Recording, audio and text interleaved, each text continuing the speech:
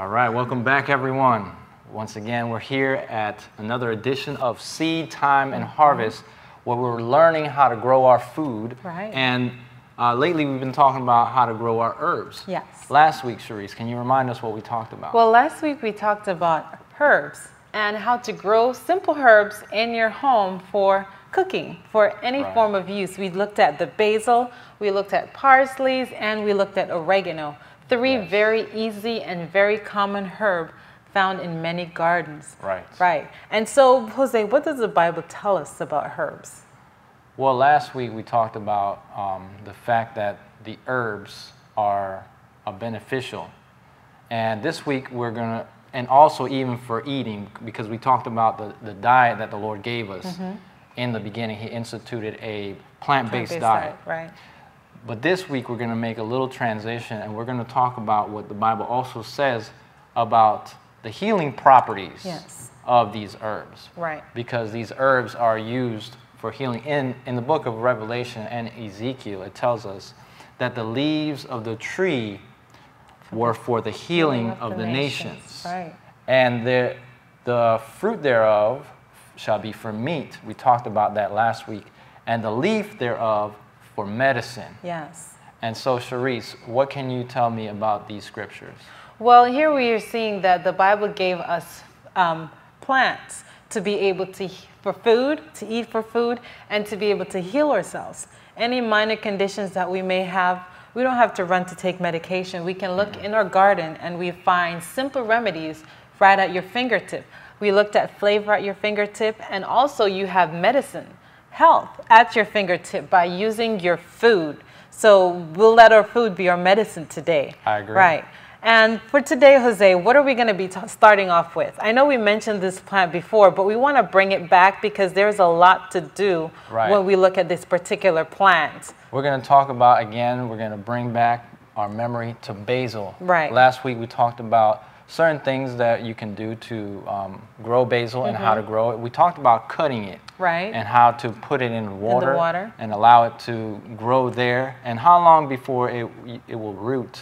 Well, we did ours last Tuesday, and now we have our basil in pots. And they already have root. I'm sorry we didn't have it to show you right now, but our basil plant does have root. So it takes about a week for it to have sufficient root growth and as well as new growth. Right. And so we did that method, but another way you can plant basil is just by snapping it off and put it in the soil, right? Why don't we show them with this basil plant right here? All right, let's do that. So here we have this is the basil plant, one of which we have been growing, and we put it in this green pot here. Now, Sharice, attractive. Yes, it does. And Sharice, now what would I do? Let's say I see my friend or my neighbor has this basil pot, and you see that it's flourishing, and they want to share it with you. How would you be able to get that from them? Well, when you look at your basil plant, you have different segments of growth. Here we have layers where we see new shoots coming up from the side. Now, we talked about pruning, and as you prune your basil, the energy, of course, is going to stop wherever you prune, and then it's going to branch out. So if we look right here at this stem, we see 4 new growth on our basil plant. If we simply break the stem right there or clip it, we'll find that the energy, of course, is going to stop right there, and then we're going to, okay, I popped it off. And then this plant is going to come out, and so you'll have 2 more there, so that'll continue to grow. But it will still grow, and you'll have a more fuller basil. Now, simply, you just want to remove the larger leaves because, of course, those leaves are going to take away most of the moisture from the new growth. So simply just do that. You'll have new shoots coming out to the side, as well as your basil will grow more. And you can just get any form of potting soil. Hold on, before you put it in, I want to show them what you did with that. Yeah, so I basically just removed the larger leaves from this new plant so that more energy will go towards forming new growth and root. So simply you just want to take this and stick it in the soil, and your basil will start growing. It's very easy to grow. So you don't have to worry about hurting your plant because, of course, it loves pruning and it's very easy to catch. Now, we're going to save these because we're going to show you how we can use these leaves shortly. Now, I want to mention, if we look at our screen here, how to maintain, how to care for the basil. Okay. You know, you can start them by seeds, and last week talked about that. Right. But it does take a long time. It takes patience. So here we see that you can just cut it and put it right onto the ground. You can go into your neighbor if they have, or even if you're growing basil, hopefully you're the one growing it, right, and you want to share it with others. Right. You can pluck it and cut it and put it right into the pot, another pot, and then give it to somebody else. So that would make a wonderful gift. Exactly. And also you're sharing with them medicinal benefits, right. benefits so that they can have healing. Right. You know, the basil plants, they love, what do they love? Well, basil loves full sun. Of course, you want to give your basil 6 to 8 hours of sunshine, and that will make them more productive, more vigorous. They'll grow well, mostly because you're cutting so often, they need the sunshine to be able to grow better, as well as they love moisture. And how does this work? Well, you want to make sure that you keep the roots moist. So you would be watering frequently, especially on the hot days, because you don't want it to dry out, and it will dry out very quickly. Yes. And they also like the soil to be well drained. You want to make sure that you have a good draining soil. You can use perlite, you can use peat moss, or even coconut husk to make it fluffy so that the soil is softened and the water can easily drain through. And I just want to add to that, while it loves moisture, as we mentioned the last time we were here, you want to make sure you prune, because that's how your plant will become more full, more vigorous, and more healthy by consistent pruning. So even, as we mentioned, even if you don't need it right away, you can just prune it so that the plant will continue to grow. That's right. And so we look at growing basil, and many people use basil for cooking. Now, many may not know that basil is also good for medicine, for healing. That's right. And can you tell us more about this, Jose? Yes, absolutely. You know, if we look at our next slide here, it says medicinal benefits of basil. And we can have basil, we can use it for anti-inflammatory, antioxidant, cancer fighter, pain reducer, fever reducer, prevents diabetes, protects the liver, and protects the blood vessels. So you can see that this herb that we use mostly in culinary forms can also be used for medicine. And can we bring out what we also have here? Well, this is another, let's look at the storage first. When you store your basil plant, if you have extra, because 4 basil plants will be sufficient to have a small, suffice a small household. So here we have some dehydrated basil leaves. And what we did was we simply harvest our leaves. You can either put them in the oven on extremely low temperature, the lowest setting of your oven. You can put it in a sun oven outside if you so desire, or you can use a dehydrator. Now, the only thing is with basil, when you dehydrate with any form of heat, you will lose some of the flavor, but the medicinal benefit is still there.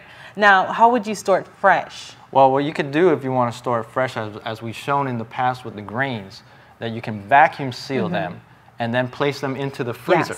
Yes. And this will keep them fresh, and also it will retain its odor. Right. At least for the most part. Now also, this is the form that we used for seasoning. And that's what we talked about last week. This week though, what are we going to do? Well, you can use basil as a tea to relieve upset stomach and any form of indigestion.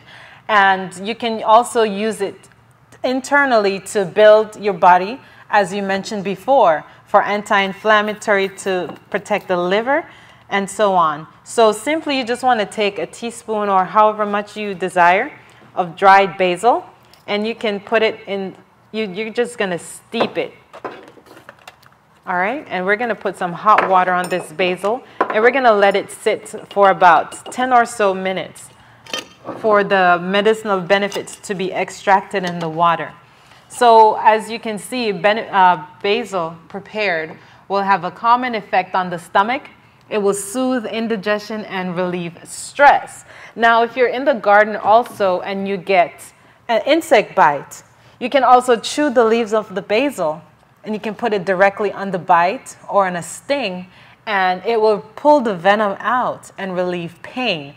So basil is also very beneficial for the gardener. And how else can we use basil?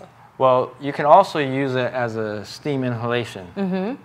And what you would do is you would, again, boil the water and then, again, put the basil inside that boiled water.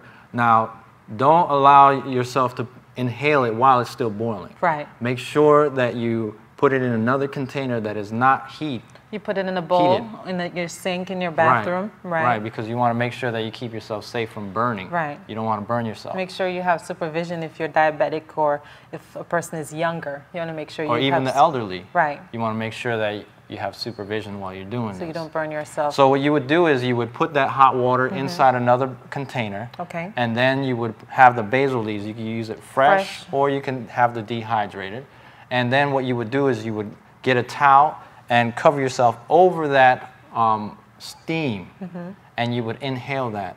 That would relieve headaches. Right. Also, it would relieve sinus pressure, especially if you have a lot of allergies. Right, as you see there in our screen on this shot here. So here we see that this is a powerful herb, potent for culinary benefits and also for medicinal benefits. So these are simple remedies that you can incorporate so that you can have health from even the things that you eat. Now, is that all we have to share on basil? What are we going to be looking at next? Well, next what we're going to look at is we're going to look at the aloe plant. Right. And the aloe plant is a cactus-like plant.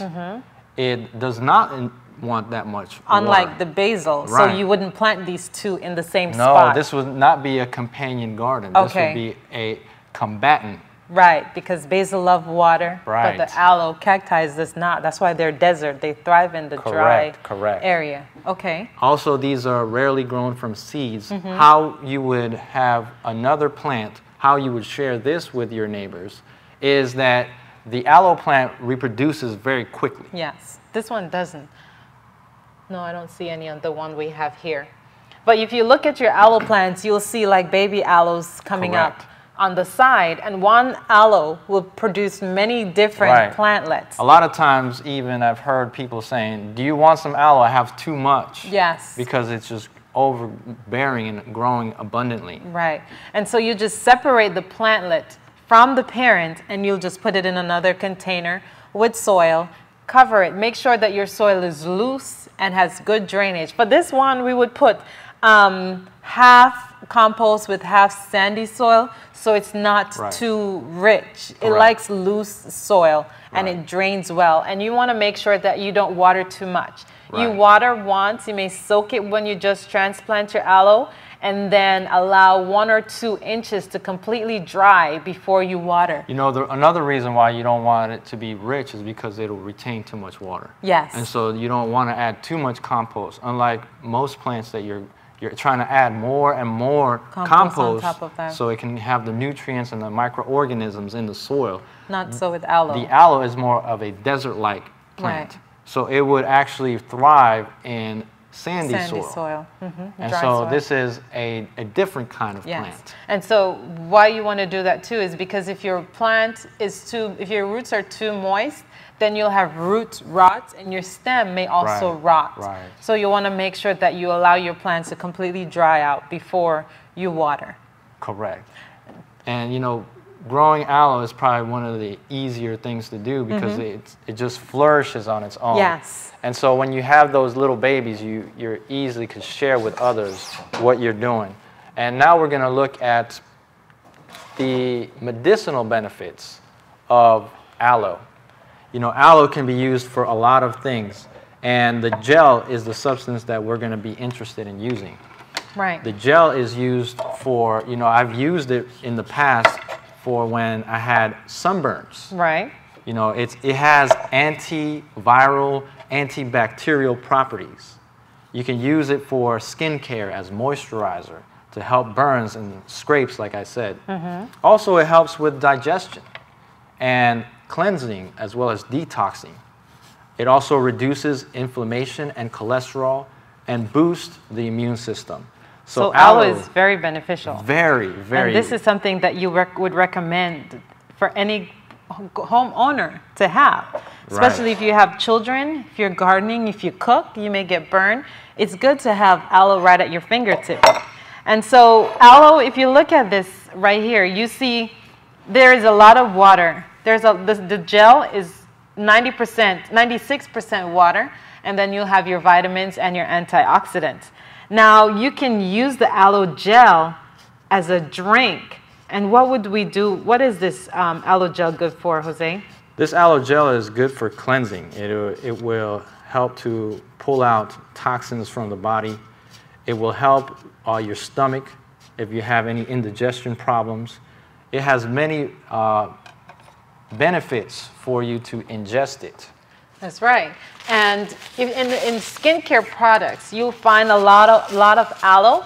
Why? Because it's a good moisturizer. It helps to protect your skin, again, as you mentioned, from burns. You know, I remember when I got burned that I was putting water on it, and it felt good, but as soon as I pulled it out of the water, it was burning again. Right. Mm-hmm. But then when I put some aloe on it, it was like as if the water was continually running on my finger or my hand where I got burned, and I didn't have to have constant water. The aloe was working and healing. Mm-hmm. So it's also good for, I don't know if you've mentioned, detox. If you want to cleanse your skin, cleanse your pore from dead cells or anything like that, you can use aloe as a scrub. And when you make your aloe scrub, okay, I just want you to look at this. Okay, so many people think aloe is bitter, right? So many people try to shy away from aloe. I think it's bitter too. The sap itself is not bitter.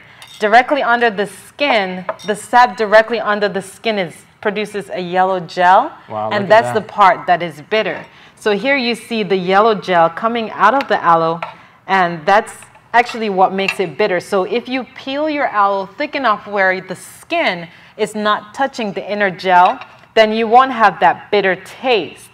However, directly under the skin is the part where it gets you. If you just take that internally, then it'll be bitter. So we're gonna good to know. To make an aloe scrub for your skin, for any form of cleansing, you can add rice flour or sugar to your aloe sap, and you're just gonna mix it in, and it's gonna be a scrub consistency. And you can use this to cleanse your skin as an exfoliant. And then when you do that, you can just use the plain aloe as a moisturizer. It will not itch. Again, if you cut too close to the skin, then you will itch, or if you're allergic to it, it will itch.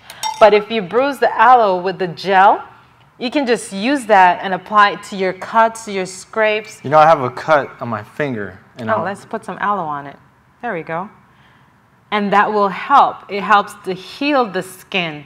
Aloe contains vitamin E and beta-carotene, which helps the skin to be healed. Also, if you have a lot of stretch marks, you can just cut the aloe and apply it directly onto your skin as a cleanser and a natural moisturizer. So if you don't want to use too much healthcare products because of allergies or the chemicals that are in them, aloe is an excellent substitute, and there's so many things you can do with it. Even dicing of the aloe. Even the creams. Yes. If you mix it with some beeswax. Right. And it's hard to find creams without any chemicals in it. True. So if you make your own. Or they can be very expensive. Either that, if you want to get some natural ones without the chemicals. Right. So if you make your own, you will be not only saving money, but also saving your skin. And you know exactly what's in it. You know exactly what's in the product that you're using. So aloe is very beneficial to use for a wide range of things. Now, let's look at preparing aloe for internally. So you'll get the aloe. Of course, you peel it, and you'll dice the gel section, and you can put it in you put it in a cup or a bowl, and you can add honey if you don't like to. I wonder if we can add some to our tea here. I mean, you could. Let's do that. Okay. Let's get a clear cut. So you want to peel it. Make sure you don't peel too close to the skin so it doesn't get bitter. And here Jose is going to have his aloe basil tea. So this is the part that you need, the gel, the clear gel. And you'll just dice it. You can add this to smoothies. You can add this to any form of sweet drink. or you can also mash it and add honey to it if you don't like the taste of aloe itself. You could also blend that, right? Yes, if you want to make sure you can also blend it. You're breaking down the whole piece of the gel that you saw instead of chunks. Right, and you can purchase aloe gel, but instead of purchasing, we love budget gardening. Right. So whenever you make we your get own. a burn, let's go in the garden and get what we need. Exactly, or even a cut or a scrape. And now the next thing that we're going to look at is going to be our lemongrass. Lemongrass, okay. So lemongrass is something that is familiar to those in the Caribbean, right? Yes. Because you're the one that told me about this, lemongrass. We called it fever grass back in Jamaica. And why is that? Because every time someone gets sick, if you have a cold or a flu or if you have a fever, the first thing you'd run for is the fever grass. Let me bring it out here so we can see what it looks like. And lemongrass is a warm climate, well, a tropical herb that, of course, it looks like it has long green blades, sharp edge, really sharp. It looks like a grass, but when you bruise it, it smells like a lemon, and that's why you call it lemongrass. And this is a wonderful herb. Now, it's very easy to grow. And how do we grow our lemongrass? Well, the lemongrass also is a warm-loving perennial. And so what that means, again, is that you can have it year-round. If you're in the colder climates, you want to make sure that you remember what we showed you in the past, and that was overwintering. Let's show them how to do that. All right. Also, it enjoys full sun. You want to make sure that you give it around 6 to 8 hours of sun. It's grown by transplants. Right. And that's what we're about to do now. Yes, because you can get seeds from the lemongrass, but it's easy, as we mentioned, to grow by transplant.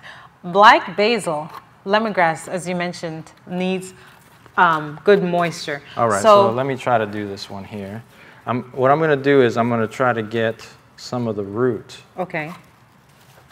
And lemongrass is used in a lot of Asian dishes. And what you do is, if you peel back, you want to go to the base of the plant. If you peel back the outer layers, it will have a white inner portion, and that portion is edible, closer to the root. While you can also use the leaves as a tea, most people will eat that part of the lemongrass. And so here we had Jose successfully coming up. We're going to use this piece with a piece of lemongrass with the root attached. So if you want to overwinter your lemongrass, you're going to simply cut about 2 inches, and you're going to just get this root. You're going to put it in the ground.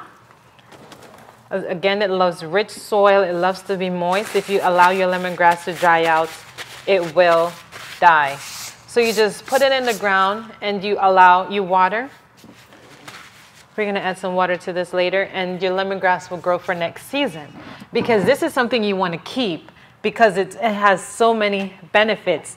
And what are some of the benefits for the gardener of lemongrass? Well, some of the benefits of the lemongrass is it reduces the fever. As you mentioned before, it's called fever grass. And so that's what it can be used for.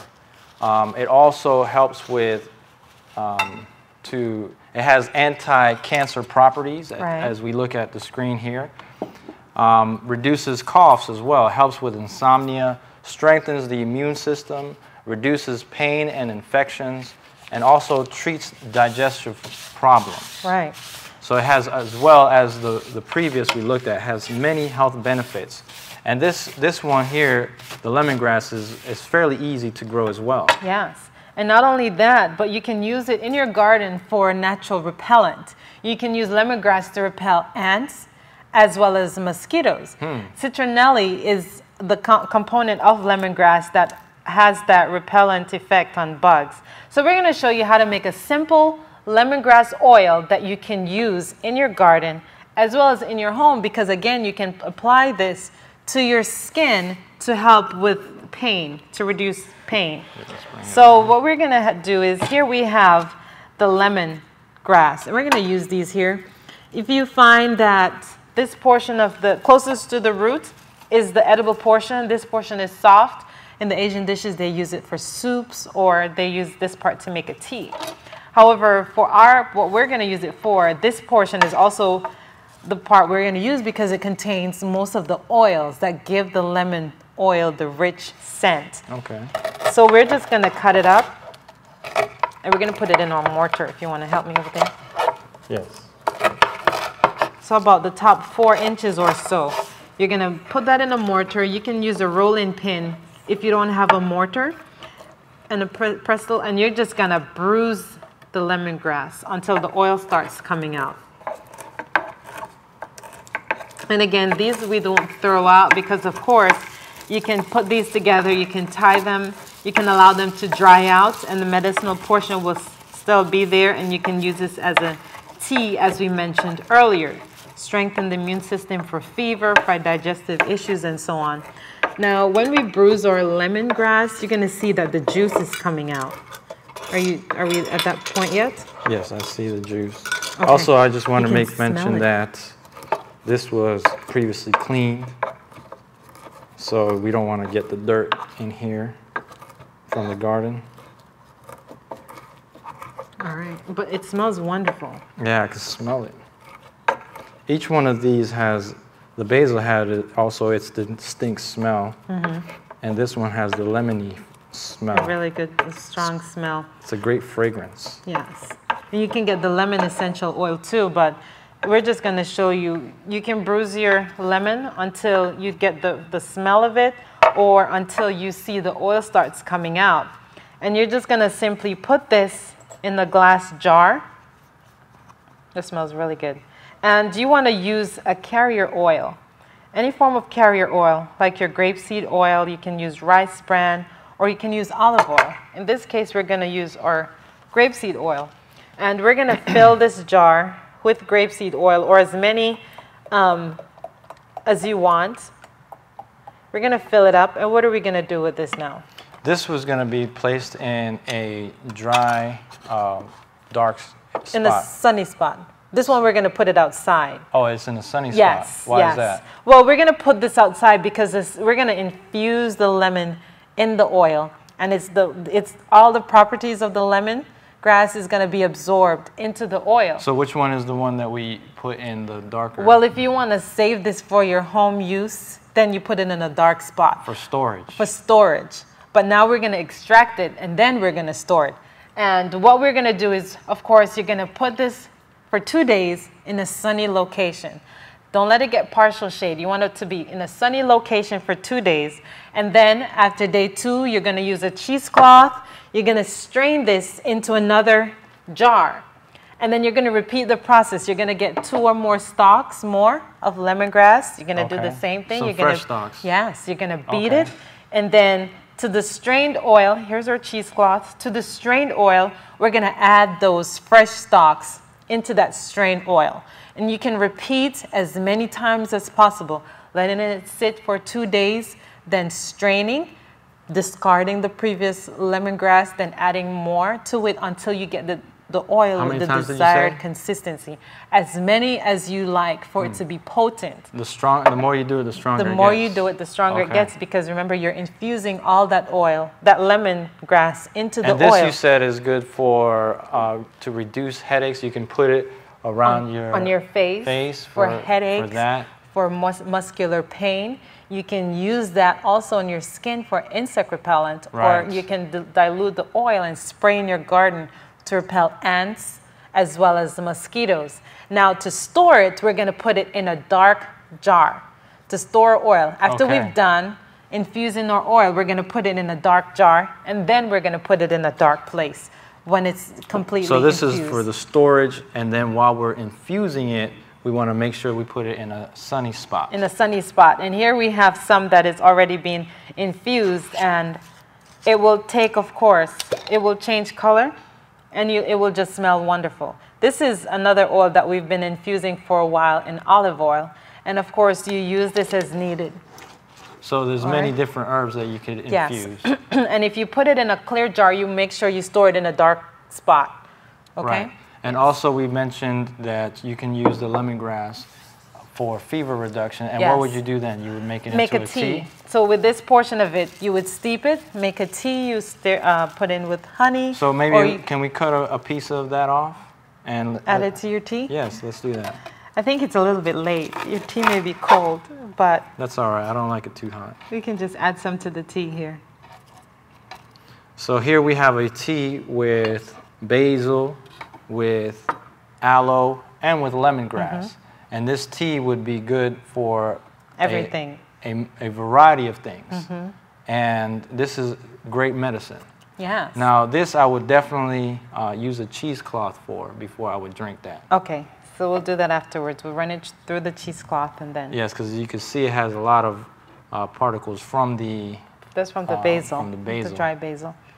And there you have it, guys. All right. Let your food be your medicine. And make sure that you plant herbs which are for the healing of the nation. That's right. Doctors, hospitals have their place, but take your health in control. Take advantage of what God has given so that we can have health. You know, and this is so important because this is how the gospel is going to be done in the last days. When people are going to be sick, we're going to want to help them. And so if we're growing these herbs in our home, then we can, by knowing how to use them, also help those who are sick. For healing. That's right. So happy planting, everyone.